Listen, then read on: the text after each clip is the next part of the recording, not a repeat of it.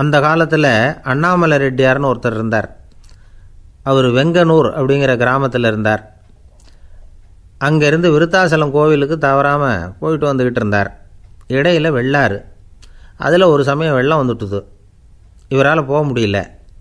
அதோட விளைவு வெங்கனூர்லேயே ஒரு கோவில் கட்டணும் அப்படின்னு முடிவு பண்ணார், சிவாலயம். அந்த சமயத்தில் வடநாட்டில் பஞ்சம். அதனால் அங்கே இருந்த பல சிற்பிகள் தென்னாட்டை நோக்கி வர ஆரம்பித்தாங்க. அவங்க வெங்கனூர் வழியாக வர்றது தெரிஞ்சதும் இவர் போய் பார்த்தார்.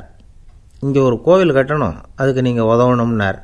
பஞ்ச காலத்தில் இப்படி ஒரு வாய்ப்பு கிடைச்சதில் அவங்களுக்கும் ரொம்ப மகிழ்ச்சி. உற்சாகத்தோடு ஒத்துக்கிட்டாங்க. ஆலய திருப்பணி ஆரம்பமாச்சு. அவங்களுக்கு வேண்டிய எல்லா வசதிகளையும் இவர் செஞ்சு கொடுத்தார். அவங்களுக்கு எந்த குறையும் இல்லாமல் பார்த்துக்கிட்டார். அது மட்டும் இல்லை, ஒவ்வொரு நாளும் அங்கே வருவார். உங்களுக்கு என்ன வேணும், எது வேணும்னு கேட்பார். ஏதாவது குறை இருந்தால் சொல்லுவாங்க, உடனே தீர்த்து வைப்பார். இவரும் கேட்பார், எந்த குறையாக இருந்தாலும் என்கிட்ட சொல்லுங்க அப்படின்னு சொல்லுவார். அதை தவிர இவராகவே கவனித்தும் அவங்களுக்கு என்னென்ன தேவைங்கிறத கண்டுபிடிச்சி அதையெல்லாம் கொடுத்துக்கிட்டு இருப்பார்.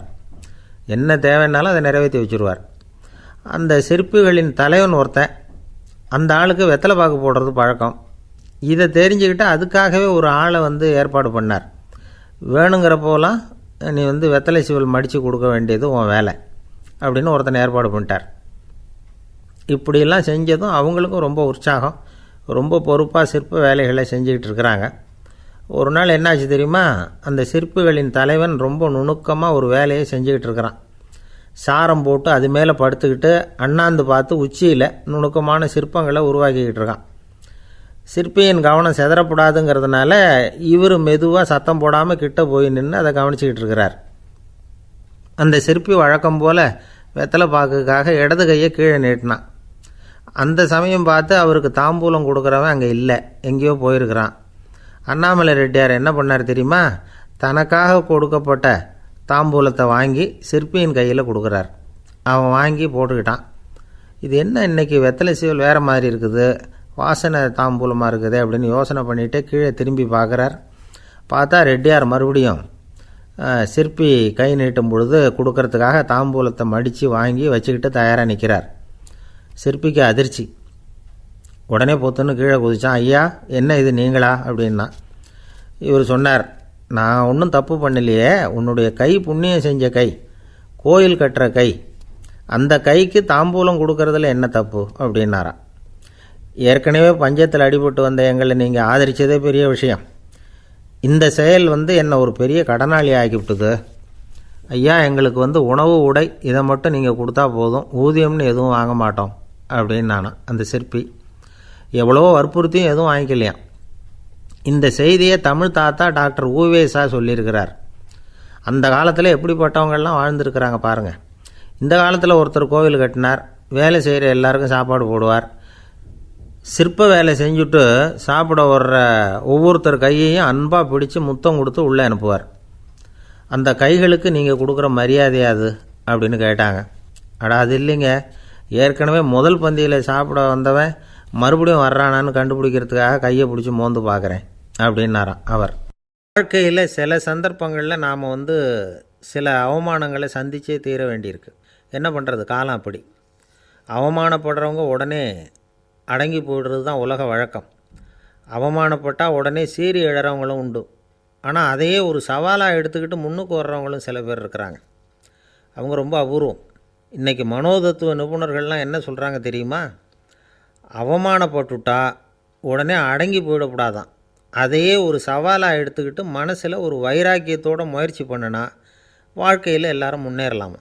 அவமானங்கிறத நாம் வைராக்கியமாக மாற்றிக்கணும். அதுதான் வெற்றிக்கு வழி. ராமர் இந்த பூமியில் பிறந்ததே ஒரு வைராக்கியத்தினால தான் சார் அப்படின்னார் ஒருத்தர். எப்படிங்க அது அப்படின்னு கேட்டேன். அவர் சொன்னார், தசரதருக்கு ராமர் குழந்தையாக பிறக்கணும், அப்போ தான் இங்கே இருக்கிற கஷ்டங்கள்லாம் நீங்கும் அப்படின்னு சர்வ லோகமும் எதிர்பார்த்துக்கிட்டு இருக்குது. ஆனால் அவர் எப்போ பிறப்பார் அப்படின்னு யாருக்கும் தெரியல. அந்த காரியம் சீக்கிரம் நடக்கணுமே, அதுக்கு என்ன பண்ணுறது? நாரதர் வந்தார் ஒரு நாள் தசரதரை தேடி. தசரதா, உனக்கு ஒரு செய்தி தெரியுமான்னு ஆரம்பித்தார். அவர் எப்பவும் இப்படித்தானே ஆரம்பிக்கிறது வழக்கம். என்ன விஷயம்னு கேட்டார் தசரதர். தசரதா, நீ அடிக்கடி உன்னோட தேரில் ஏறிக்கிட்டு தேவலோகத்துக்கு போகிற, அங்கே போகிற வர்ற எல்லாம் பண்ணிகிட்ருக்க. எல்லாம் சரி, தேவலோகத்துலேயும் உன்னை நல்லபடியாக தான் வரவேற்கிறாங்க. தேவேந்திரன் உன்னை பிரியமாக அழைச்சிட்டு போய் தன்னுடைய அரியாசனத்திலேயே தனக்கு பக்கத்திலேயே உட்கார வைக்கிறான். நீயும் சந்தோஷமாக உட்காந்து பேசிவிட்டு வந்துடுற. ஆனால் நீ இங்கே வந்ததுக்கு அப்புறம் அங்கே என்ன நடக்குது தெரியுமா உனக்கு அப்படின்னாரான் நாரதர். என்ன நடக்குது எனக்கு ஒன்றும் தெரியலையே அப்படின்னாரான் தசரதர். நாரதர்கிட்ட வந்து கிட்டத்தில் வந்து கேட்டிருக்கார், கொஞ்சம் சொல்லுங்கள் என்னது அப்படின்னு. அவர் ஒரு நெருங்கி வந்தாரான் நாரதரும். மெதுவாக அவர் காதோட காதாக சொன்னாராம். அதாவது நம்ம பாஷையில் சொல்லப்போனால் பற்ற வைக்கிறார். நீ அங்கே தேவேந்திரங்கிட்ட உட்காந்து பேசிவிட்டு வந்த பிறகு நீ அங்கே உட்காந்துருந்த அரியாசனத்தை தண்ணி ஊற்றி கழுவி சுத்தப்படுத்துகிறாங்க. நீ என்ன அந்த அளவுக்கு சுத்தம் இல்லாத ஆளா, தினம் குளிக்காமையாக இருக்கிற அப்படின்னாராம். தசரதருக்கு இது ரொம்ப அவமானமாக போயிட்டுது. அப்படியே செய்கிறாங்க அப்படின்னாராம். ஆமாம், நீ வேணும்னா நான் சொல்கிறது உண்மையாக இல்லையா அப்படின்னு சோதனை பண்ணி பார்த்துக்கோ அப்படின்னாரான் நாரதர். உடனே தசரதர் இதுக்காகவே புறப்பட்டு தேவலோகம் போனார். அங்கே வழக்கம் போலவே இவரை கூப்பிட்டு உட்கார வச்சு பேசிக்கிட்டு இருந்தான் தேவேந்திரன். கொஞ்ச நேரம் பேசிக்கிட்டு இருந்துட்டு சரி நான் கிளம்புறேன்னு புறப்பட்டார். சரி, அவனும் வாசல் வரைக்கும் வந்து வழி அனுப்பி வச்சுட்டு உள்ளே போயிட்டான். தசரதர் வெளியில் கொஞ்சம் நேரம் மறைஞ்சி இருந்துட்டு மெதுவாக உள்ளே எட்டி பார்த்தார் என்ன நடக்குதுன்னு. நாரதர் சொன்னது உண்மை தான். தசரதர் உட்காந்துருந்த ஆசனத்தை அங்கே 2 தேவர்கள் கழுவி சுத்தப்படுத்திக்கிட்டு இருக்கிறாங்க. தசரதரால் இதை தாங்கிக்க முடியல. அவருக்கு ரொம்ப அவமானமாக போச்சு.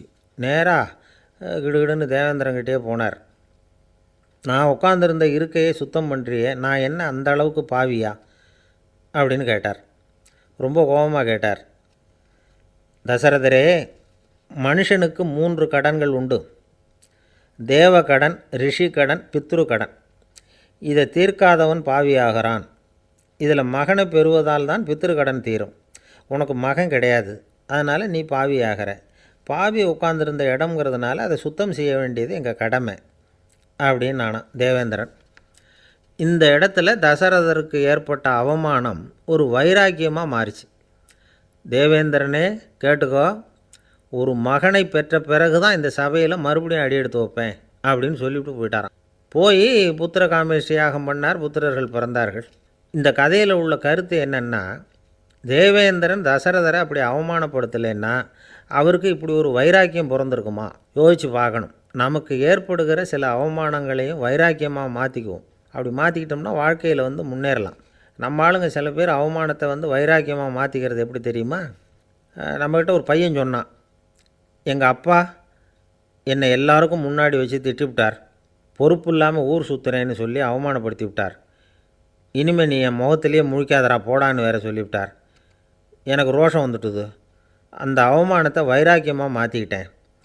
அன்னையிலேருந்து அவர் முகத்திலேயே முழிக்கிறதில்ல அப்படின்னா. அப்படியான்னு கேட்டோம்.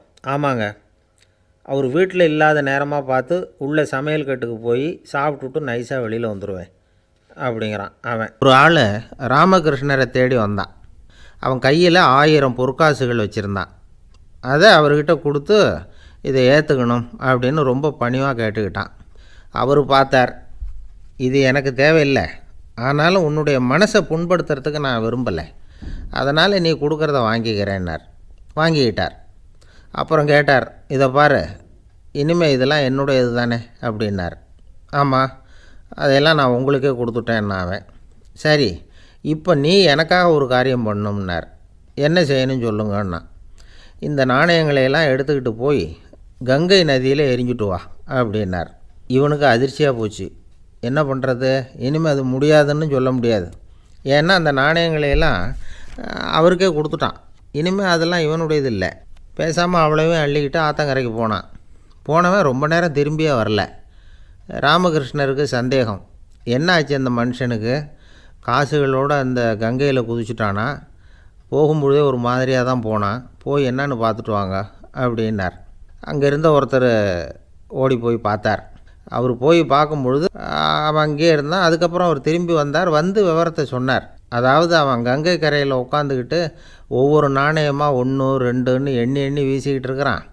அவனை சுற்றி ஒரு கும்பல் நின்றுக்கிட்டு அவனை தடுத்துக்கிட்டு இருக்குது அப்படின்னு விவரத்தை சொன்னார் போயிட்டு வந்தவர். இதை கேட்டதும் ராமகிருஷ்ணரே புறப்பட்டு அங்கே போனாராம். என்ன இப்படி பண்ணிகிட்ருக்கிற, நான் உன்னை அந்த நாணயங்களை கங்கையில் வீசி எறிய சொன்னேன், நீ ஏன் அதை எண்ணிக்கிட்டு இருக்கிற அப்படின்னார். பழக்கம்தான் காரணம், நான் ஒவ்வொரு நாளும் ஒவ்வொன்றா சேமித்து வச்சேன். இன்றைக்கி என்கிட்ட நிறைய இருக்குது. உங்களுக்கு ஒரு 1000 நாணயங்களை கொடுக்கணுங்கிறது என்னோடய ஆசை அப்படின்னா.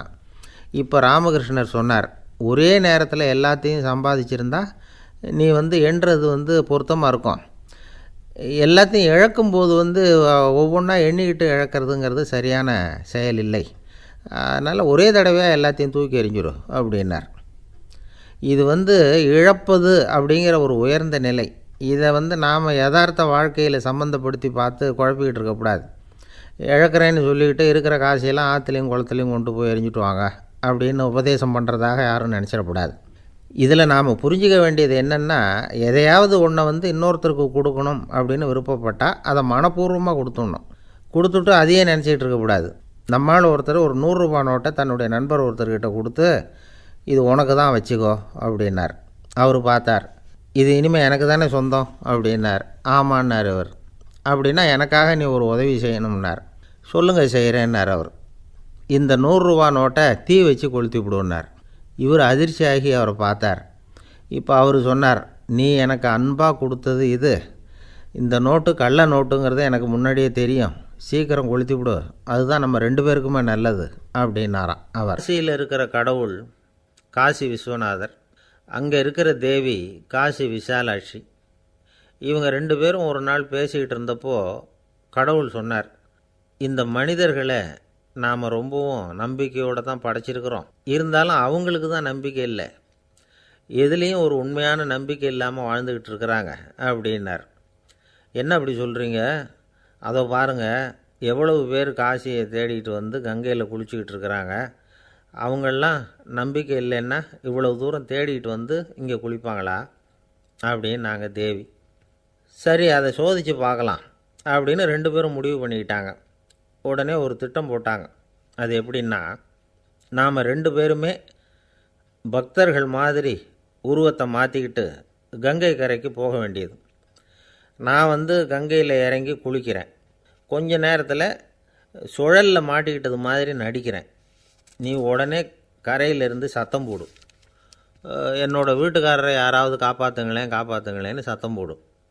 அதோடு இன்னொன்று சொல்லு, யாராவது ஒரு புண்ணிய ஆத்மா அவர்கிட்ட போய் அவருடைய முடியை பிடிச்சி இழுக்கணும், அப்படி ஒரு சாபம் இருக்குது எங்களுக்கு. புண்ணிய ஆத்மா, அதாவது எந்த பாவமும் செய்யாத இல்லாத ஒருத்தர் தான் அவரை காப்பாற்ற முடியும். அப்படிப்பட்டவங்க யாராவது வெள்ளத்தில் குதித்து என்னுடைய கணவரை காப்பாற்றுங்கோ அப்படின்னு நீ சத்தம் போடு, கூச்சல் போடு, என்ன நடக்குதுன்னு பார்க்கலாம் அப்படின்னார் கடவுள். சரின்னு சொல்லி 2 பேருமா சாதாரண பக்தர்கள் மாதிரி கங்கை கரைக்கு சேர்ந்தாங்க. அவர் இறங்கி குளித்தார். திட்டம் போட்டது மாதிரியே சுழலில் மாட்டிக்கிட்டது மாதிரி கத்துனார். கரையில் இருந்த அந்த அம்மா, ஐயோ என் கணவரை காப்பாற்றுங்களேன், யாராவது காப்பாற்றுங்களேன்னு கத்துனாங்க. பல பேர் ஓடி வந்தாங்க. உடனே இவங்க, பாவம் இல்லாத புண்ணிய ஆத்மா ஒருத்தரால் தான் என்னுடைய கணவர் காப்பாற்றப்படணுங்கிறது விதி, அப்படி ஒரு சாபம் இருக்குது, அதனால் புண்ணிய ஆத்மா யாராவது அவர்கிட்ட போய் அவர் முடியை பிடிச்சி தூக்குனா அவரை காப்பாற்றி விடலாம் அப்படின்னாங்க. இவங்க இப்படி சொன்னதும் எல்லோரும் திகைச்சு போய் நின்றுட்டாங்க. ஒவ்வொருத்தருக்கும் அவங்க செஞ்ச பாவம்லாம் ஒவ்வொன்றா ஞாபகத்துக்கு வர ஆரம்பிச்சுட்டுது. சரி, இதுக்கு நாம் லாயக்கு இல்லை அப்படின்னு சொல்லி ஒதுங்கி போக ஆரம்பிச்சிட்டாங்க எல்லாம். இந்த சமயத்தில் யாரோ ஒருத்தர் வேகமாக ஓடி வந்தார், ஆற்றுல குதித்தார். அவர்கிட்ட போனார், முடியை பிடிச்சார், தூக்குனார், அவரை காப்பாற்றி கரைக்கு கொண்டுட்டு வந்துட்டார். அப்படி காப்பாற்றின அந்த ஆளை இவங்க 2 பேரும் தனியாக கூப்பிட்டுக்கிட்டு ஒரு மண்டபத்துக்கு வந்துட்டாங்க. வந்து விசாரிக்கிறாங்க. நீ யாரப்பா அப்படின்னு கேட்குறாங்க. ஏதும் தெரியாத மாதிரி. நான் இந்த ஊர் அன்ன சத்திரத்தில் வேலை செய்கிற ஒரு சமையல்காரன் அப்படிங்கிறார். நீ கங்கையில் குளிக்கிறது உண்டான்னு கேட்டிருக்காங்க. நான் இந்த ஊர்லேயே தான் இருக்கிறேன், இருந்தாலும் தினமும் கங்கையில் குளிக்கிறதில்ல, எப்போவாவது ஒரு நாள் அங்கே குளிப்பேன் அப்படின்னார். கங்கையில் மூழ்கி எழுந்திரிச்சா பாவம்லாம் தொலையும்னு சொல்கிறாங்க. அப்படி இருக்கிறப்போ அங்கே இன்றைக்கி கங்கையில் குளிச்சுக்கிட்டு இருக்கிறவங்கெல்லாம் தங்களை புண்ணிய ஆத்மாவாக நினைக்கல.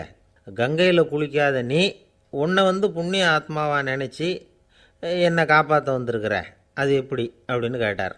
அதுக்கு அந்த ஆள் சொல்கிறான், கங்கையில் குதித்ததுக்கு அப்புறம் தானே உங்களை காப்பாற்ற போகிறோம், அப்படி குதிக்கும் பொழுது என்னுடைய பாவம்லாம் போயிருக்கும்ல, நான் புண்ணிய ஆத்மாவாக ஆயிருப்பேனே, அதனால தான் துணிஞ்சு உங்களை காப்பாற்றினேன் அப்படின்னா கடவுளும் தேவியும் அவனுக்கு வந்து காட்சி கொடுத்தாங்களாம். இப்படி ஒரு கதை உண்டு. அதாவது கங்கையில் குளிச்சுக்கிட்டு இருக்கிறவங்களுக்கே தங்களுடைய பாவம் போகுங்கிற நம்பிக்கை பரிபூர்ணமாக இல்லை. குளிக்காத ஒருத்தனுக்கு அந்த நம்பிக்கை இருந்தது. அதனால் அவனால் கடவுளை பார்க்க முடிஞ்சது. கடவுளை வந்து நாமளும் பார்க்க முடியுமா முடியாதா அப்படிங்கிற குழப்பம்லாம் நமக்கு வேண்டியதில்லை. நம்பிக்கையோடு வாழணுங்கிற உண்மையை மட்டும் இந்த கதையிலேருந்து புரிஞ்சுக்கிட்டால் போதும். ஏன்னா இந்த கதையை கேட்டுட்டு ஒரு நண்பன் குதர்க்கமாக ஒரு கேள்வி கேட்டான். ஏன் சார், கங்கையில் குளித்தா பாவம் போயிடும்னு சொல்கிறீங்களே, நான் எனக்கு வேண்டாத ஒருத்தனை அழைச்சிட்டு போய் கங்கையிலேயே தள்ளி விட்டுட்டு அதுக்கப்புறம் அங்கேயே முழுக்க போட்டுட்டு நான் செஞ்ச பாவத்தை வந்து அதுலேயே கழுவி விட்டுட்டு மறுபடியும் உங்ககிட்ட வந்துடுறேன்னு வச்சுக்கோங்க, நீங்கள் என்னை வந்து புண்ணிய ஆத்மான்னு ஏற்றுக்குவீங்களா அப்படிங்கிறான். ஆள் கொஞ்சம் ஆசைந்தான், நம்மளே அங்கே அழைச்சிட்டு போனாலும் போயிடுவான். எங்கே போயிட்டு வரீங்க அப்படின்னு கேட்டேன். எனக்கு வேண்டப்பட்ட ஒருத்தரை பார்த்து. ஆஸ்பத்திரிக்குன்னார். எந்த ஆஸ்பத்திரிக்குன்னே? மாட்டு ஆஸ்பத்திரிக்குன்னார். என்ன விஷயம்னே? மாமனாருக்கு உடம்பு சரியில்லை, அதுதான் மாட்டு ஆஸ்பத்திரிக்கு போயிட்டு வரேன்னார். அட பாவி, அதுக்கு அந்த ஆஸ்பத்திரிக்காக போவாங்க அப்படின்னு ஆச்சரியமா. அட அது இல்லைப்பா, முதல்ல எங்கள் குடும்ப டாக்டர் தான் தேடிக்கிட்டு போனேன். அவர் அந்த நேரத்தில் அவர் வளர்க்குற நாய்க்குட்டிக்கு உடம்பு சரியில்லைன்னு சொல்லி அதை தூக்கிக்கிட்டு மாட்டு ஆஸ்பத்திரிக்கு போயிட்டாராம் சொன்னாங்க. அதனால் அங்கே போய் அவரை சந்தித்து விஷயத்தை சொல்லிவிட்டு வர்றேன்னார். அப்புறம் தான் எனக்கு கொஞ்சம் நிம்மதியாக இருந்தது. பொதுவாக நமக்கு தெரிஞ்ச வரையில் டாக்டர்கள் 2 வகை. நமக்கு வைத்தியம் பண்ணுற டாக்டர்கள் ஒரு வகை, நம்மக்கிட்ட இருக்கிற ஆடு மாடு கோழிக்கு வைத்தியம் பண்ணுற டாக்டர்கள் ஒரு வகை. இப்போ தான் எனக்கு தெரியும் இன்னொரு வகையான டாக்டர்களும் உண்டுங்கிறது. அது யாருன்னா பூச்சிகளுக்கு வைத்தியம் பண்ணுற டாக்டர்கள், அதாவது பூச்சி டாக்டர்கள். வெளிநாடுகளில் அப்படிலாம் கூட சில பேர் இருக்கிறாங்க. பிரிட்டனில் யார்க்ஷயர் வட்டாரத்தில் ராதர்ஹாம் அப்படின்னு ஒரு ஊர். அங்கே ஒரு விலங்கியல் மருத்துவர், பேர் டாக்டர் லான்ஸ் ஜெப்சன். அவர் ஆஸ்பத்திரி வாசலில் பார்த்தீங்கன்னா தினமும் நிறைய பேர் நின்றுக்கிட்டு இருப்பாங்க. கையில் கண்ணாடி குடுவை, தகர டப்பா இப்படி ஏதாவது இருக்கும். அதுக்குள்ளே ஏதாவது பூச்சிகள் இருக்கும். அதுக்கு வைத்தியம் பண்ணுறதுக்காக வந்தவங்க தான் அவங்கெல்லாம். சிலந்தி பூச்சி, பல்லி, தேளு, பாம்பு இப்படி ஏதாவது இருக்கும். பொழுதுபோக்காக சில பேர் நாய், பூனை, கிளி, மைனா, புறா இப்படி ஏதாவது வளர்க்குறாங்கல்ல, அது மாதிரி இப்போல்லாம் தேளு, பல்லி, பாம்பு, பூச்சி இதையெல்லாம் வளர்க்க ஆரம்பிச்சிட்டாங்களாம். இது ஒரு புது ஃபேஷன். இப்போ கூண்டுக்குள்ளே டப்பாக்குள்ளே போட்டு வளர்க்குறது, அதுக்கு ஏதாவது நோய் வந்துட்டுதுன்னா வைத்தியம் பண்ணுறதுக்கு டாக்டர்கிட்ட வந்துட வேண்டியது, இப்படி இந்த பழக்கம்லாம் நிறையா வந்துட்டுது. ரத்தம் உறிஞ்சிற அட்டைகள் கூட இவங்ககிட்ட வைத்தியத்துக்கு வருதான். சிலந்திகளில் செங்கால் சிலந்தின்னு ஒரு வகை. மத்திய அமெரிக்க காடுகளில் இது அதிகம். சிலந்திகள்லேயே ரொம்ப விலை உசந்தது இந்த ரகம்தான். கால்களில் சிவப்பு கோடுகள் இருக்கும். இந்த இனம் வந்து இப்போ குறைஞ்சிக்கிட்டே வர்றதுனால சர்வதேச விதிகளின்படி இவற்றின் ஏற்றுமதி இறக்குமதிக்கு தடை விதிக்கப்பட்டிருக்குது. அதனால் இதை வளர்க்குறவங்க வீட்டுக்குள்ளேயே இனவிருத்தி மூலமாக பெருக்கி விற்பனை பண்ணிட்டு வராங்களாம். அந்த வகை சிலந்திகள் தான் இப்போ வைத்தியத்துக்கு அதிகமாக வருதான். சரி, இதுக்கெல்லாம் எப்படி வைத்தியம் பண்ணுறாங்க? முதல்ல அதை வந்து குளிர்பதன பெட்டியின் வழுவழுப்பான சுவரில் விட்ட உடனே அதெல்லாம் மெதுவாக இறங்கி வரும். அப்போ அதன் நோயை கண்டுபிடிக்கிறது சுலபம். அப்புறம் அதுக்கு கிருமிகளை கொல்லக்கூடிய மருந்துகளையோ வலி நிவாரண மருந்துகளையோ கொடுப்பாங்க. கால் உடஞ்ச சிலந்திகளுக்கு பசையை கொண்டு ஆப்ரேஷன் பண்ணுவாங்க. சில சிலந்திகளுக்கு உடஞ்ச காலை எடுத்துட்டால் புதிய கால் வளர்ந்துடும். சிலந்திகளை வந்து மனிதர்கள் கையில் எடுக்கிறப்போ அது பயந்து போய் கீழே குதிக்குது, அதனால் கால் உடஞ்சி விடுது, இல்லைன்னா வயிறு சேதமடையுது. அந்த நிலைமையில் வர்ற சிலந்திகளுக்கு மயக்க மருந்து கொடுத்து ஆப்ரேஷன்லாம் கூட பண்ணுறாங்களாம். பார்த்திங்களா பூச்சிகளுக்கு வந்த வாழ்வே. நம்ம ஊர்லேயும் வீடுகளில் பூச்சிகள் வளர்க்குறது உண்டு. ஒருத்தர் வந்தார், எனக்கு 3000 கரப்பாம்பூச்சி அவசரமாக தேவைப்படுது, எங்கே கிடைக்கும்னு கேட்டார். கரப்பாம்பூச்சியா, அது என்னத்துக்குன்னு கேட்டோம். அது வந்து வேறு ஒன்றும் இல்லை, நான் குடியிருக்கிற வாடகை வீட்டை காலி பண்ண போகிறேன். வீட்டு சொந்தக்காரர் என்ன சொல்கிறாருன்னா, இந்த வீட்டுக்கு நான் குடி வந்தப்போ எப்படி இருந்ததோ அதே நிலைமையில் விட்டுட்டு போகணும்னு வீட்டுக்காரர் சொல்லியிருக்கிறார், அதனால தான் கேட்டேன் அப்படின்னா. இமயமலை அடிவாரத்தில் ஒரு மடம், அங்கே ஒரு சன்னியாசி இருந்தார். அவர்கிட்ட ஒருத்தர் வந்தார். சுவாமி, ஆசையை உதற நினைக்கிறேன், முடியல, ஒட்டிக்கிட்டே வருது அப்படின்னாராம். இப்படி உட்கார ஒரு கதை சொல்கிறேன் அப்படின்னு சொல்லி அவர் சொல்ல ஆரம்பித்தாராம். அவர் சொன்ன கதை என்னென்னா, ஒரு ஊரில் ஒரு ஆள் இருந்தான். அவன் பேர் குப்புசாமி. அவன்கிட்ட எப்பவும் ஒரு பழைய தொப்பி இருக்கும், விடவே மாட்டான். அதனால் அவனை எல்லோரும் தொப்பி சாமி அப்படின்னு தான் கூப்பிடுறது வழக்கம். ஒரு புது தொப்பி வாங்கிக்கப்படாதாப்பா அப்படின்னு நண்பர்கள்லாம் சொல்லி பார்த்தாங்க. பணத்துக்கு எங்கே போவேன் அப்படின்னு விட்டானா. பணம் வச்சுருக்கான், செலவு பண்ண மனசு வரல. மகா கஞ்சன். பழைய பாட்டில்கள்லாம் வாங்கி விற்றுக்கிட்டு இருந்தான். அப்படி ஒரு தடவை பழைய கண்ணாடி சாமான்களை ஏலத்தில் எடுத்தப்போ அதில் ஒரு அருமையான சென்ட்டு பாட்டில் கிடச்சிது. உடனே ஒரு ஐடியா பண்ணான். அந்த சென்ட்டை சின்ன சின்ன பாட்டில்களில் அடைச்சி ஜன்னல் ஓரமாக அடுக்கி வச்சுட்டான். அதை விற்றா நிறைய பணம் கிடைக்குமே. அதனால் இதுக்கு இடையில் ஒரு நாள் அவன் அப்படியே உட்காந்துருந்தான். அந்த நேரம் நண்பன் வந்தான். ஏண்டா உன் பழைய தொப்பியை மாற்றப்படாதா, ஊரில் எல்லோரும் கேலி பேசுகிறாங்களே உன்னை தொப்பி சாமின்னு அப்படின்னு சொல்லி கேட்டிருக்கான். இந்த சென்ட்டு பாட்டில் விற்றதும் பணம் வரும், அதுக்கப்புறம் பார்க்கலாம் அப்படின்னு நானா இவன். சரி வா நீச்சல் குளத்துக்கு போயிட்டு வருவோம் அப்படின்னு கூப்பிட்ருக்கான் நண்பன். 2 பேரும் போனாங்க. அதே நேரம் அந்த ஊர் நீதிபதியும் அங்கே குளிக்க வந்தாராம். அவர்கிட்ட இருந்தது விலை வசந்த ஒரு புது தொப்பி. அதை அங்கே இருந்த ஸ்டாண்டில் மாட்டிவிட்டு குளிக்க போனார். இதுக்கிடையில் குப்புசாமி குளிச்சுட்டு வந்தான். அவனுடைய பழைய தொப்பியை காணலை. அந்த புது தொப்பியை பார்த்தா இது நண்பனுடைய வேலை தான் அப்படிங்கிறதாக புரிஞ்சுக்கிட்டு அதை எடுத்து மாட்டிகிட்டு வந்துட்டான். நீதிபதி குளிச்சுட்டு வந்து பார்க்குறாரு, தொப்பியை காணும். போலீஸில் புகார் கொடுத்தார். அவங்க தேடினாங்க. ஒரு மூலையில் பழைய தொப்பி கிடச்சிது. அடடா இது நம்ம குப்புசாமியோட தொப்பி இல்லையா அப்படின்னு நானா ஒருத்தன். உடனே அவன் வீட்டுக்கு தேடிட்டு போயிருக்காங்க. அங்கே போய் பார்த்தா புது தொப்பி அங்கே இருக்குது. உடனே அவனுக்கு 1000 ரூபா அபராதம் போட்டாங்களாம். அவன் பணத்தை கட்டிவிட்டு ரொம்ப எரிச்சலோடு வீட்டுக்கு வந்தான். பழைய தொப்பி கண்ணில் பட்டுது. மறுபடியும் உன்னால் தானே எனக்கு 1000 ரூபா நஷ்டம் அப்படின்னு சொல்லி அதை எடுத்துக்கிட்டு அப்படி போயிருக்கான். அந்த ஊர் குளத்தில் வீசி எரிஞ்சிட்டு வந்துட்டான். அது மீன் பிடிக்கிற ஒருத்தன் கையில் சிக்கிச்சு. அவன் வர்ற வழியில் அதை எடுத்து வேகமாக வீசி எறிஞ்சான். அது நேராக குப்புசாமி வீட்டு ஜன்னல் வழியாக உள்ளே இந்த சென்ட்டு பாட்டில்கள் மேலே விழுந்து எல்லாம் உடஞ்சி நொறுங்கி போச்சு. குப்புசாமி பார்த்தான். தோட்டத்தில் ஆழமாக ஒரு குழியை வெட்டினான். அந்த தொப்பியை போட்டான், மூடிவிட்டான். இதை அடுத்த வீட்டுக்காரன் பார்த்தான். ஏதோ புதையல் தான் வச்சுருக்கான் போல இருக்குன்னு நினச்சான். போலீஸில் போய் புகார் கொடுத்துட்டான். மறுபடியும் போலீஸ் குழியை தோண்டினாங்க. பழைய தொப்பி மறுபடியும் வெளியில் வந்தது. எல்லோரும் சிரிக்கிறாங்க. அன்னைக்கு ராத்திரியே அந்த தொப்பியை எடுத்துக்கிட்டு நேராக புறப்பட்டான். ஒரு கல்லில் அதை சேர்த்து கட்டி குடிநீர் தொட்டி இருக்கும்ல அதில் போட்டுட்டு வந்துட்டான். இனிமேல் என்ன பண்ணும் பார்ப்போன்னு. ஒரு நாள் திடீர்னு குழாயெல்லாம் அடைப்பட்டு போச்சு. மாநகராட்சி அலுவலர்கள் என்னன்னு பார்த்தா அந்த பழைய தொப்பி குழாயை அடைச்சிக்கிட்டு இருக்குது. இது குப்புசாமியோட தொப்பிங்கிறது தான் எல்லாருக்கும் தெரியுமே. உடனே குடிநீரை பாழாக்கணத்துக்காக குப்புசாமிக்கு கோர்ட்டு 2500 ரூபா அபராதம் போட்டுவிட்டுது. அதையும் கட்டிவிட்டு வெளில வந்தான். கடைசியாக முடிவு பண்ணான். ஒரு நெருப்பு குச்சியை கிழிச்சான். தொப்பியை கொளுத்தினான். எரிஞ்சுது. எடுத்து வெளில எரிஞ்சான். கொஞ்ச நேரத்தில் தீ அணைப்பு படம் வந்துட்டுது. ஆமாம், இவன் எடுத்து எரிஞ்சது வெளியில் விழுந்து வீட்டு கூரையே பற்றிக்கிட்டு எரிய ஆரம்பிச்சுட்டுது. அவனோட பணத்தாசையும் அதோடு சேர்ந்து எரிஞ்சு போச்சான். இப்படி ஒரு கதை. இந்த கதையை சொல்லி முடித்தார் அந்த இமயமலை அடிவாரத்தில் இருந்த சன்னியாசி. இப்போ அந்த குப்புசாமி எங்கே இருக்கிறான்னு கேட்டார் எதிரில் இருந்தவர். இதோ உன் எதிரிலே இருக்கிறான், நான் தான் அந்த குப்புசாமி அப்படின்னாரான் அந்த சன்னியாசி. அந்த குப்புசாமிகிட்ட இருந்தது மாதிரி ஒரு பழைய தொப்பி நம்ம ஒவ்வொருத்தர்கிட்டையும் உண்டு. அதை எப்படி தொலைக்கிறதுன்னு தெரியாமல் தடுமாறிக்கிட்டு இருக்கிறோம்.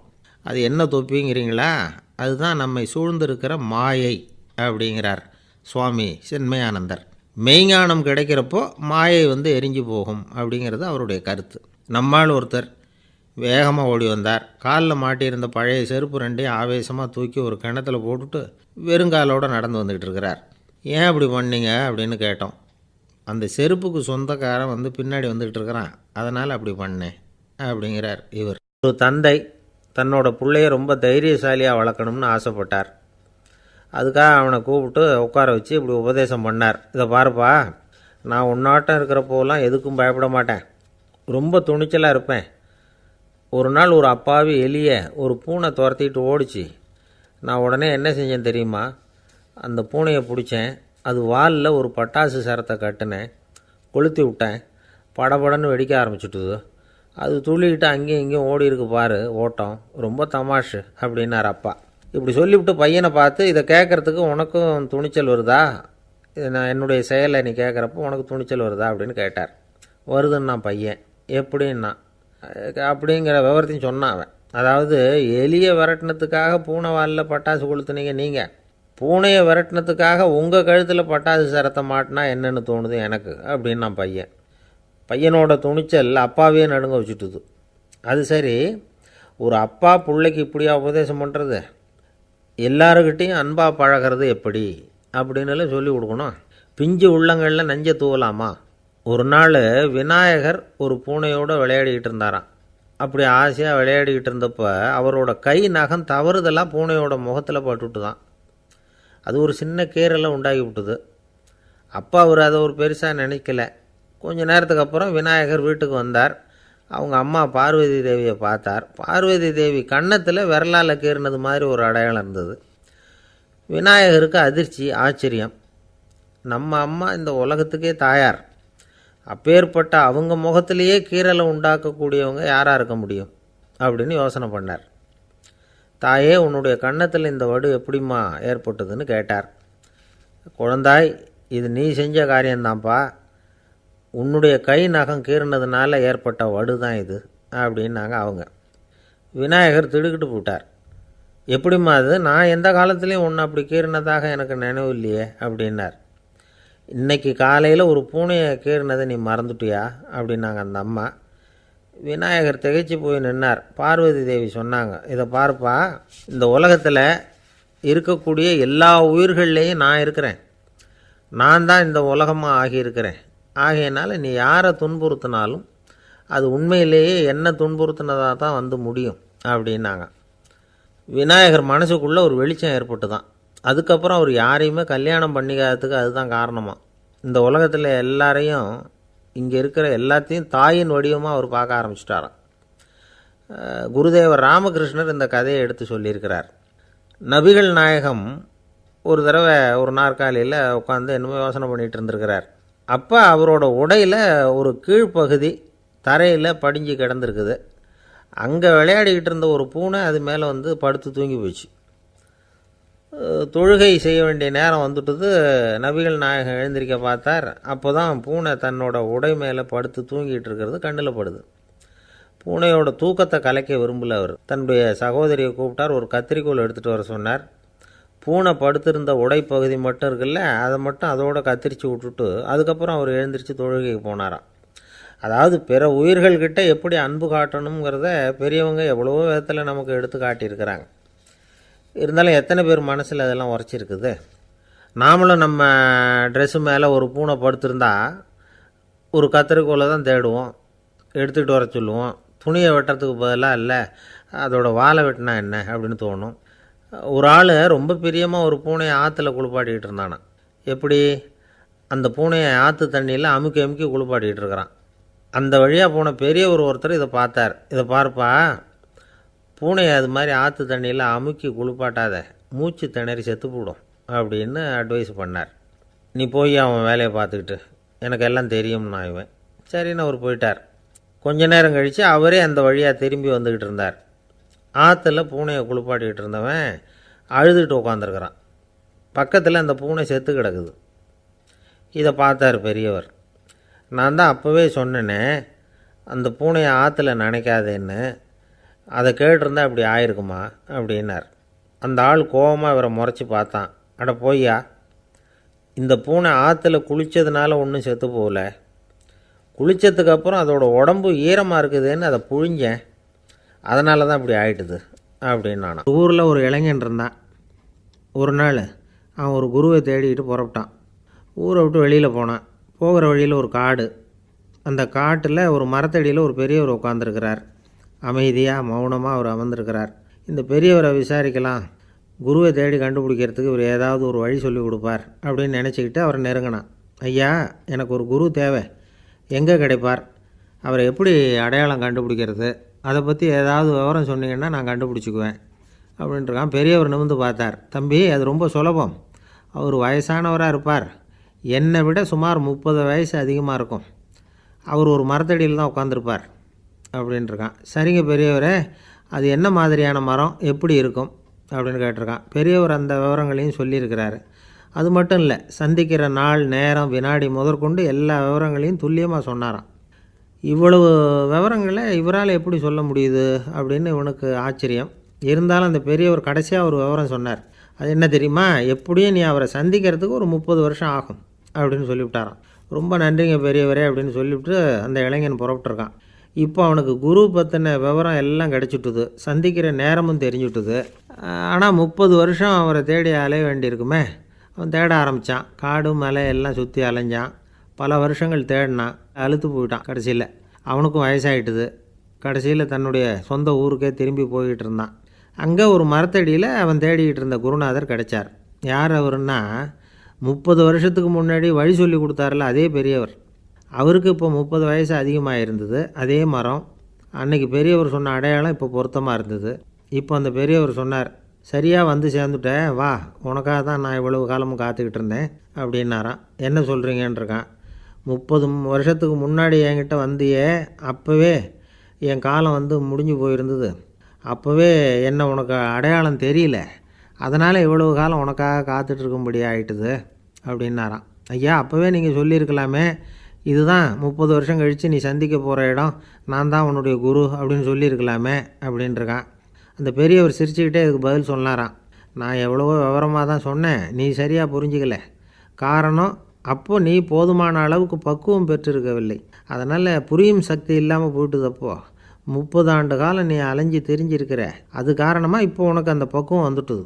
அதனால தான் அடையாளம் காண முடிஞ்சுது, நானே உன்னுடைய குரு அப்படின்னாராம். இதிலேருந்து என்ன தெரியுதுன்னா, ஆன்மீகத்தில் மாணவனாக சேர்றதுக்கு கூட ஒரு பக்குவத்தன்மை தேவைப்படுது. ஒரு பெரிய ஞானி, அவர்கிட்ட சீடனாக இருக்க ஒருத்தன் வந்தான், எதிரில் நின்னான். ஞானி அவனை வெகு நேரம் உற்று பார்த்தார். அப்புறம் சொன்னார், சீடனாக இருக்கிறது ரொம்ப சிரமம்னார். நான் தயாராக இருக்கிறேன்னா.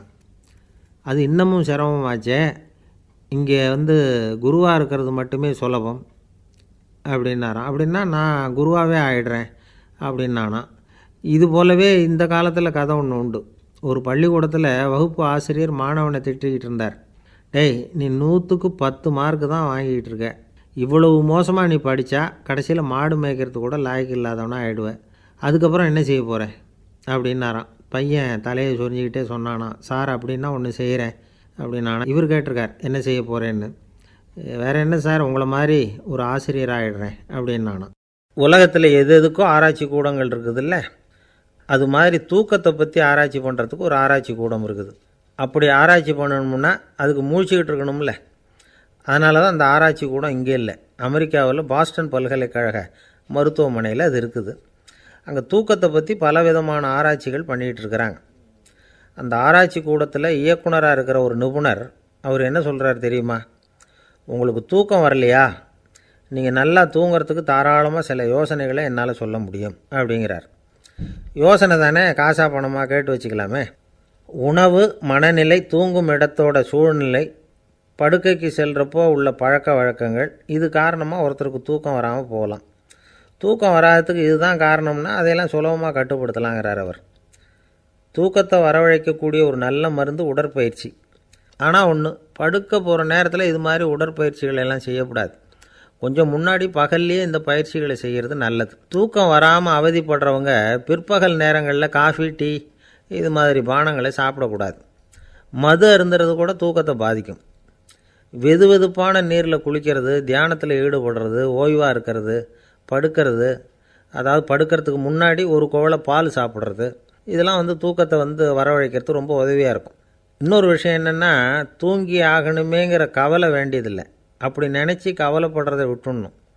தூக்கம் வரலையா, உடனே படுக்கையை விட்டு எழுந்திரிக்க வேண்டியது. வெளியில் வாங்க, வேறு ஏதாவது வேலையில் ஈடுபடுங்க, கொஞ்சம் நேரம் உலாவுங்க, அல்லது ஏதாவது ஒரு புஸ்தகத்தை எடுத்து படிங்க. களைப்பு ஏற்பட்டால் மறுபடியும் படுக்கைக்கு போங்க, தூக்கம் தானே வந்துடும். ஒரு விஷயத்தை மட்டும் நல்லா ஞாபகத்தில் வச்சுக்கணும். படுக்கைக்கு போகிறப்போ உங்கள் மற்ற எல்லா பிரச்சனைகளையும் மறந்துடணும். அது எப்படி சார் முடியும், அந்த நேரம் தானே எல்லா பிரச்சனையும் வரிசையாக ஞாபகத்துக்கு வருது அப்படின்னு நாம் நினைக்கலாம். ஆனால் பழக்கத்தில் அதை நாம் மாற்றிக்க முடியும். கொஞ்சம் முயற்சி பண்ணணும், அவ்வளோதான். இது எல்லாமே ஆராய்ச்சி பண்ணி பார்த்துட்டு அந்த நிபுணர் சொல்கிற கருத்து தான். இன்னொரு விஷயமும் அவர் சொல்கிறார். அது என்னென்னா, உடல் கோளாறு காரணமாக தூக்கம் வராமல் அவதிப்படுறவங்களுக்கெல்லாம் இந்த யோசனைகள் சரியாக வராது அப்படிங்கிறார். அதுக்கெல்லாம் மருத்துவ சிகிச்சை கொடுத்து தான் சரி பண்ணணும். சில பேருக்கு நடு ராத்திரியில் மூச்சு திணறல் ஏற்பட்டு தூக்கம் வராமல் போயிடும். ஊரெல்லாம் தூங்குறப்போ தான் மட்டும் தூங்காமல் மூழ்கிட்டு இருக்கிறது, ஊரெல்லாம் மூழ்கிட்டு இருக்கிறப்போ தான் மட்டும் தூங்குறது, இது மாதிரி கோளாறுகளால் சில பேர் பாதிக்கப்படலாம். கால் தசை முறுக்கிக்கிறதுனால சில பேருக்கு அடிக்கடி இழிப்பு வரலாம். மன அழற்சி காரணமாக சில பேருக்கு தூக்கம் வராது. இது மாதிரி கோளாறுகளுக்கெல்லாம் அதுக்கு தகுந்த மாதிரி சிகிச்சை கொடுத்து தான் சரி பண்ண வேண்டியிருக்கும். எந்த கோளாறும் இல்லாமல் தூக்கம் வரலைன்னா ஆரம்பத்தில் சொன்ன முறைகளை கடைப்பிடிச்சி பார்க்கலாம். தூக்கம் வந்ததுன்னா யோசனை சொன்ன அந்த நிபுணருக்கு நன்றி சொல்லலாம். ஒருத்தர், ஏன் சார் பஸ்ஸில் தூங்குறது கெட்ட பழக்கமானு கேட்டார். இல்லையே, நான் கூட பஸ்ஸில் போகிறப்ப தூங்கிட்டு தானே போவேன் அப்படின்னார் இன்னொருத்தர். அப்புறம் ஏன் என்ன டிரைவர் வேலை வேணாம்னு வீட்டுக்கு அனுப்பி வச்சுட்டாங்க அப்படின்னாராம் அவர். இது மட்டும்தான் சார் தெரியும், இதை தவிர வேறு எதுவும் தெரியாது அப்படின்னு சொல்லிக்கிட்டே காலம் தள்ளுறவங்க ரொம்ப பேர். அவங்களெல்லாம் கஷ்டப்பட வேண்டியிருக்கும். ஒருத்தர் தன்னுடைய தொழிலில் ரொம்ப கெட்டிக்காரராக இருக்கலாம். அதுக்காக எப்பவும் அதே ஞாபகத்தில் இருந்துக்கிட்டு உலகியல் அறிவு இல்லாமல் இருந்துடக்கூடாது, அது ஆபத்து. இதுக்காக நம்ம தாத்தா பாட்டிலாம் ஒரு கதை சொல்லுவாங்களே, கேள்விப்பட்டிருக்கீங்களா? ஒரு சமயம் ஒரு 4 பேர் சேர்ந்து வெளியூருக்கு பிரயாணம் போனாங்களாம். அந்த 4 பேர் எப்படி தெரியுமா? ஒருத்தர் வேதாந்தி, இன்னொருத்தர் சங்கீத வித்வான், 3வது ஆள் வைத்தியர், 4வது ஆள் ஜோசியர். இவங்க 4 பேரும் நண்பர்கள். அதனால் சேர்ந்து புறப்பட்டாங்க.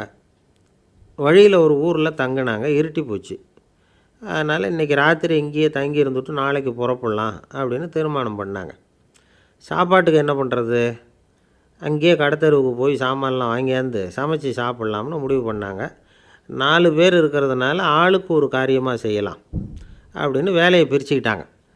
வைத்தியர் கரிகாய் வாங்க போனார், வேதாந்தி எண்ணெய் வாங்க போனார், ஜோசியர் பலசரக்கு வாங்க போனார், சங்கீத வித்வானுக்கு சமைக்கிற வேலை. எல்லாம் சரி, ஆனால் நடந்தது என்ன தெரியுமா? கடைத்தெருவுக்கு காய்கறி வாங்க போனார்ல வைத்தியர், அங்கே போய் மார்க்கெட்டில் பார்த்தார். ஒவ்வொரு கறிகாயாக எடுத்து பார்த்தார். இது பித்தம், உடம்புக்கு ஒத்துக்காது, இது வாயு, உடம்புக்கு ஒத்துக்காது அப்படின்னு ஒவ்வொன்றா தள்ளினார். கடைசியில் ஒன்றுமே தேரல, வெறுங்கையோடு திரும்பி வந்துக்கிட்டு இருக்கிறார். எண்ணெய் வாங்க போனார் வேதாந்தி, அவர் ஒரு தொன்னையில் எண்ணெயை வாங்கினார். பேசாமல் அதை எடுத்துகிட்டு வர வேண்டியது தானே, முடியல. அவருடைய வேதாந்த மூளை சிந்திக்க ஆரம்பிச்சுட்டுது. இந்த தொன்னைக்கு எண்ணெய் ஆதாரமா அல்லது எண்ணெய்க்கு தொன்னை ஆதாரமா அப்படிங்கிற ஆராய்ச்சியில் இறங்கினார். என்னாச்சு தெரியுமா? அப்படி கவுத்து பார்த்தார். வாங்கின எண்ணெய் பூராவையும் வழியில் கொட்டிவிட்டு வெறும் தொன்னையோடு சேர்ந்தார். பலசரக்கு வாங்க போனார் ஜோசியர், அவர் ஒரு வழியில் பார்த்தார். வழியில் வந்தவங்களெல்லாம் அங்கங்கே ஒரு மரத்தடியில் உட்கார வச்சு அவங்களுக்கெல்லாம் ஆர்வம் சொல்ல ஆரம்பிச்சிட்டார். அப்படி ஒவ்வொருத்தராக சொல்லி முடிச்சுட்டு கடைத்தருக்கு போய் சேர்ந்தார். இவர் அங்கே போய் சேர்றதுக்குள்ளே ரொம்ப நேரம் ஆகிட்டுது. கடையெல்லாம் பூட்டிவிட்டு போயிட்டாங்க. என்ன செய்கிறது? அவரும் வெறுங்கையோடு திரும்பி சேர்ந்தார். சரி, இவங்க கதை தான் இப்படி ஆச்சு. அங்கே சமைக்கிறதுக்காக உட்காந்துருந்தார் சங்கீத வித்வான், அவர் கதை என்னாச்சு தெரியுமா? அங்கே அவர் அடுப்பை பற்ற வச்சு ஒலையை கொதிக்க வச்சார். அதாவது ஒரு பானையில் தண்ணியை ஊற்றி அடுப்பில் வச்சார். அது கொதிக்க ஆரம்பிச்சிது. தண்ணி கொதிக்கிற சத்தம் இருக்குதுல்ல, அது இவருக்கு தாளம் போடுறது மாதிரி இருந்தது. ஒரே குஷி, பாட ஆரம்பிச்சிட்டார். பாடிக்கிட்டே உற்சாகமாக கையில் இருந்த கரண்டியால் அந்த பானையில் தட்டினார், தாளம் போடுறதா நினச்சிக்கிட்டு. அவ்வளவுதான், பானை பட்டுன்னு உடஞ்சி போச்சு. தலையில் கையை வச்சுக்கிட்டு அவரும் உட்காந்துட்டார். எந்த தொழில் தெரிஞ்சாலும் சரி, அதை புத்திசாலித்தனமாக பயன்படுத்த தெரியலன்னா ஆபத்து தான். அதுக்காக தான் இந்த கதை. ஒரு பஸ்ஸு டிரைவர் ரொம்ப கெட்டிக்காரர். பஸ்ஸை ரொம்ப திறமையாக ஆபத்து இல்லாமல் ஓட்டினதுக்காக பரிசுலாம் வாங்கினவர். அவரே ஒரு படகு ஓட்டுறதுக்காக அழைச்சிட்டு போயிருக்கிறாங்க, மோட்டார் படகு. அதையும் ரொம்ப திறமையாக தான் ஓட்டிகிட்டு போயிருக்கிறாரு. நடுக்கடலில் போனதும் படகு நின்று போச்சு. மோட்டாரில் ஏதோ கோளாறு. என்ன செய்யலாம் அப்படின்னு அந்த டிரைவரை கேட்டிருக்கிறாங்க படகுல இருந்தவங்கெல்லாம். அப்போ அவர் சொன்னாராம், கவலைப்படாதீங்க, ஒன்றும் பிரச்சனை இல்லை, எல்லோரும் கொஞ்சம் கீழே இறங்கி பின்னாடி தள்ளுங்க, மோட்டார் ஸ்டார்ட் ஆகிடும் அப்படின்னாராம். அவரை பார்த்து உன்னுடைய நண்பர்கள் யார் அப்படின்னு ஒரு கேள்வி கேட்டு பாருங்கள். கொஞ்சம் யோசித்து பதில் சொல்லுவாங்க. அவங்கக்கிட்டேயே உன்னுடைய எதிரிகள் யார் அப்படின்னு கேளுங்க, கடகடன்னு ஒப்பிச்சிருவாங்க. நம்ம மனசு இருக்க, அது எப்படின்னா நம்ம நண்பர்களை விட எதிரிகளை அது நல்லா ஞாபகத்தில் வச்சுக்கும். இது ஒரு ஆச்சரியமான உண்மை. உங்களால் நண்பர்களை மறந்துட முடியும், ஆனால் எதிரிகளை மறந்துட முடியாது. இது ஒரு வேடிக்கையான நிலைமை தான். அழகான தருணங்களை நாம் ஏன் மறந்துடுறோம்? இது இயற்கை. ஏன்னா நம்ம மனசு மலர்களை கவனிக்கிறதில்ல, அதில் இருக்கிற முள்ளை தான் கவனிக்குது. தன்னை காயப்படுத்துகிற எதையும் அது உடனே கண்டுகொள்ளுது. ஒரு தெளிந்த சிந்தனை உடைய மனசு மிக அழகாக உள்ள எல்லாத்தையும் கவனிக்கும். அது நன்றியுடன் உணரக்கூடிய எல்லாத்தையும் பார்த்து குறிச்சிக்கும். இப்படிப்பட்டவங்க வாழ்க்கை இயல்பாகவே நல்லா அமையும். அது ரொம்ப அபூர்வம்.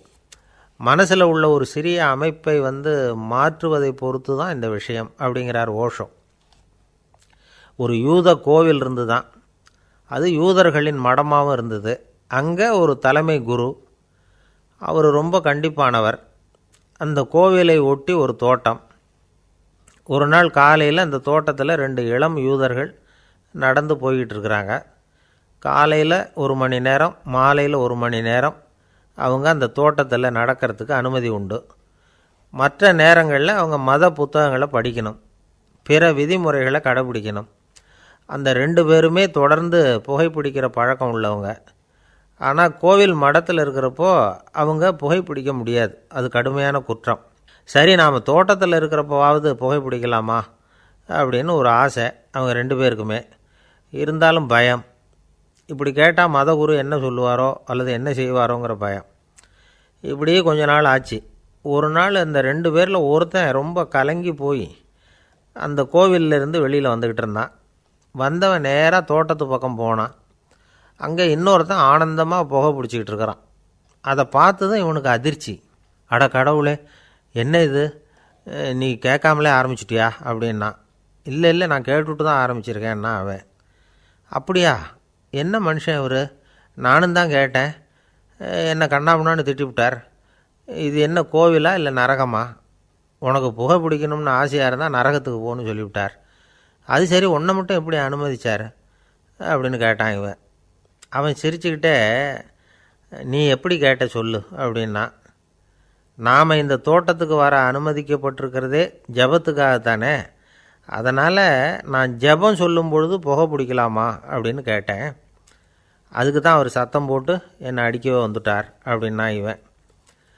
நீ ஒரு மாதிரியாக கேட்டிருக்க, நான் வேறு மாதிரியாக கேட்டிருக்கிறேன். ஜபம் சொல்லும்போது புகை பிடிக்கலாமான்னு நீ கேட்டிருக்க. ஐயா, புகை பிடிக்கும் பொழுது ஜபிக்கலாமா அப்படின்னு நான் கேட்டேன். அதில் தப்பு ஒன்றும் இல்லை அப்படின்னு பதில் சொல்லிட்டார் அப்படின்னா. ஒரு சிறிய மாற்றம்தான், அது மிகப்பெரிய மாறுதலை ஏற்படுத்தி விட்டது. மனசு நல்ல விதமாக சிந்திக்க ஆரம்பிச்சுட்டுதுன்னா மகிழ்ச்சிக்கு பஞ்சம் இல்லை. ஒரு கஞ்சன் ஆற்றுல விழுந்துட்டான், வெள்ளத்தில் தத்தளிச்சிக்கிட்டு இருக்கிறான். கரையில் நின்ன ஒருத்தர், உன் கையை கொண்டா இப்படி பிடிச்சி இழுத்து கரையில் சேர்த்து விடுறேன்னார். எதையும் கொடுத்து பழக்கம் இல்லாத அவன் கையையும் கொடுக்க மாட்டேன்னுட்டான்.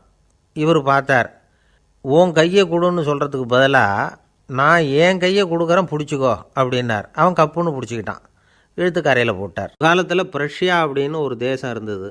இப்போ ஜெர்மனி இருக்குல்ல, இதோட பெரும்பகுதி ஒரு காலத்தில் பிரஷ்யாங்கிற பேரில் இருந்தது. அப்போ அதுக்கு அரசராக இருந்தவர் மகா ஃப்ரெடரிக், அதாவது ஃப்ரெடரிக் தி கிரேட் அப்படின்னு சொல்லுவாங்க. அந்த ராஜாவுக்கு ஒரு சந்தேகம், நாம் பல வகையான வரிகளை விதித்து வசூல் பண்ணுறோம், அப்படி பண்ணியும் வருமானம் குறைஞ்சிக்கிட்டே போகுதே, இதுக்கு என்ன காரணமாக இருக்கும்? இதுதான் அவருக்கு ஏற்பட்ட சந்தேகம். ஒரு சமயம் அந்த அரசர் தம்முடைய அமைச்சர்களையும் பிரபுக்களையும் தளபதிகளையும் கூப்பிட்டு ஒரு விருந்து வச்சார். விருந்து முடிஞ்சதும் அவங்கள பார்த்து இந்த சந்தேகத்தை கேட்டார். வரிகள் அதிகமாக விதித்து வருமானம் குறையறதுக்கு என்ன காரணம் அப்படின்னு கேட்டார். பல பேருக்கு இதுக்கு சரியாக பதில் சொல்ல தெரியல. அனுபவசாலியான ஒரு தளபதி எழுந்திருச்சார். அரசே, அது எப்படிங்கிறத இப்போ உங்களுக்கு காட்டுறேன்னார். உடனே ஒரு பெரிய பனிக்கட்டி ஒன்றை தன்னுடைய கையில் எடுத்தார். அதை அப்படியும் எப்படியும் திருப்பி பார்த்தார். அப்புறம் அடுத்தவர்கிட்ட கொடுத்தார். அவரும் அதை அப்படியும் இப்படியும் திருப்பி பார்த்துட்டு அடுத்தபடியாக இருந்தவர்கிட்ட கொடுத்தார். இப்படியே இதை ஒவ்வொருத்தராக பார்த்துட்டு ஒவ்வொரு கையாக மாறி கடைசியில் மன்னர் கைக்கு போய் சேர்ந்தது.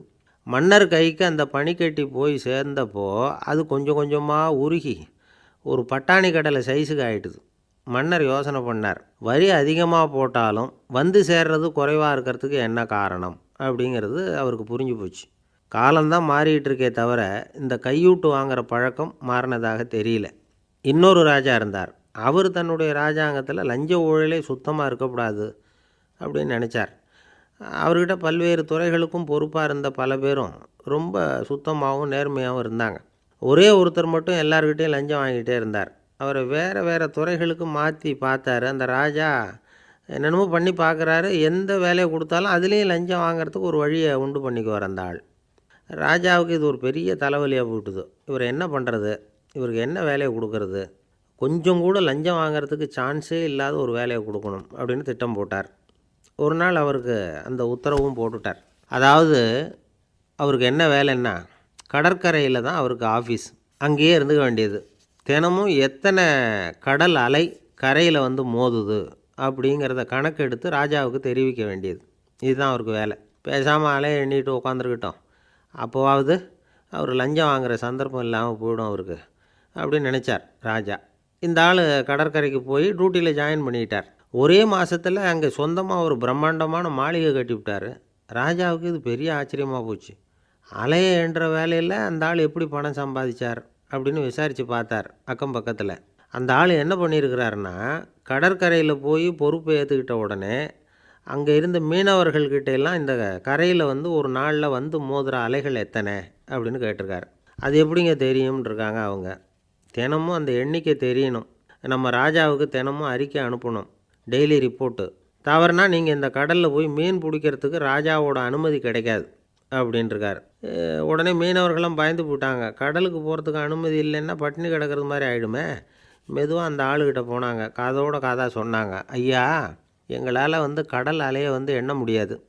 தினமும் எங்களால் முடிஞ்சதை உங்களுக்கு பணமாக கொடுத்துட்றோம். நீங்கள் தான் ராஜா கிட்ட சிபாரிசு பண்ணி நாங்கள் தொடர்ந்து மீன் பிடிக்கிறதுக்கு அனுமதி வாங்கி கொடுக்கணும் அப்படின்னு வேண்டிக்கிட்டாங்க. பணம் தினமும் வந்து சேர ஆரம்பிச்சுட்டுது. பதவியில் மற்ற பதவியோட இந்த பதவி எவ்வளவோ மேல் அப்படின்னு நினச்சிட்டான் அந்த ஆள். அது மட்டும் இல்லை, தயவு பண்ணி என்னை இந்த இடத்த விட்டு மாற்றி விடாதீங்க சார் அப்படின்னு வேற கேட்க ஆரம்பிச்சிட்டானான்.